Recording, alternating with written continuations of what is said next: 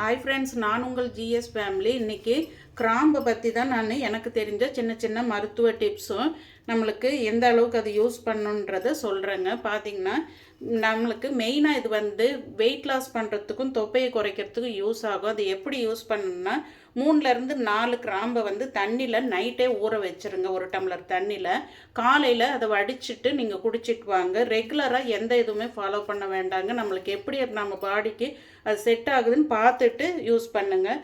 அதுக்கடுத்து பார்த்திங்கன்னா ரத்த சர்க்கரையை இது குறைக்குங்க. அதுக்கு 2 கப்பு தண்ணி எடுத்துக்கோங்க. அதில் 1 தேக்கரண்டி கிராம்பு போட்டு நல்லா நீங்கள் கொதிக்க வச்சு அதே டீ மாதிரி குடிச்சிக்கோங்க.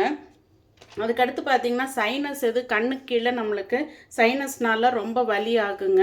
அது சளி சேர்ந்த மாதிரி இருக்கும் நம்மளுக்கு. அந்த மாதிரி இருக்கிறவங்களுக்கு இந்த கிராம்பை பார்த்திங்கன்னா 1 இல்லை 2 பெரியவங்களாக இருந்திங்கன்னா வாயில் போயிட்டு நம்ம உமிழ் நீரால் மெதுவாக அந்த சாரை நாம் அப்படியே முழுங்கணுங்க. அந்த மாதிரி பண்ணும்போது உங்களுக்கு நல்ல வித்தியாசம் தெரியும். நம்மளுக்கு அந்த சளி கொஞ்சம் கொஞ்சமாக கரைஞ்சி வெளியே வர ஆரம்பிக்கும்.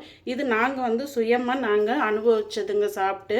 அந்த இதில் தான் நான் சொல்கிறேன். நான் அடுத்து பார்த்திங்கன்னா காது வலியோ இல்லை நெறி கட்டின மாதிரி தொண்டை எச்சில் முழுங்க உள்ளனாலும் இந்த மெத்தடையும் நீங்கள் ஃபாலோ பண்ணலாம். கண்டிப்பாக அது ரெடி ஆகுங்க.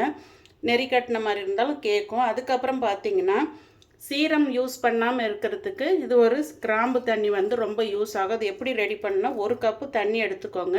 4-5 கிராம்பு எடுத்துக்கிட்டு அதை போட்டு நல்லா கொதிக்க வச்சுட்டு அதை கொஞ்சம் ஆற விட்டு அதுக்கப்புறம் பார்த்தீங்கன்னா நீங்கள் அந்த தண்ணியை தலைமுடி நல்லா சுத்தமாக இருக்கணும். வாஷ் பண்ணி அந்த மாதிரி வாஷ் பண்ணி இருக்கும்போது நீங்கள் அதில் அதை தடவி நல்லா 20 நிமிஷம் மசாஜ் மாதிரி பண்ணி அப்படி விட்டிங்கன்னா உங்களுக்கு சீரம் தேவையில்லை. பேனு ஈர்ப்பொடுகு இருந்தாலும் போயிடுங்க.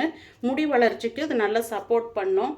அதே மாதிரி கிராம்பில் ஆயிலும் ரெடி பண்ணலாங்க. அந்த ஆயில் எதுக்குன்னா மெயினாக குழந்தைங்களுக்கு கிராம்பு நேரடியாக கொடுக்க முடியாது. அந்த மாதிரி இருக்கிற குழந்தைங்களுக்கு நெஞ்சு சளி இருக்கிற பக்கம் காது வலி இருக்கிற பக்கம் இந்த வெளிப்புறமாக நம்ம தடவி விடும்போது கண்டிப்பாக அந்த சளி தொந்தரவு குறையுங்க.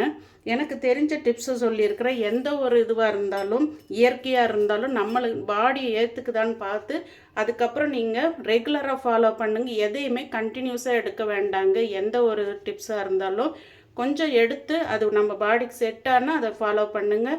ஓகே ஃப்ரெண்ட்ஸ், பாய்.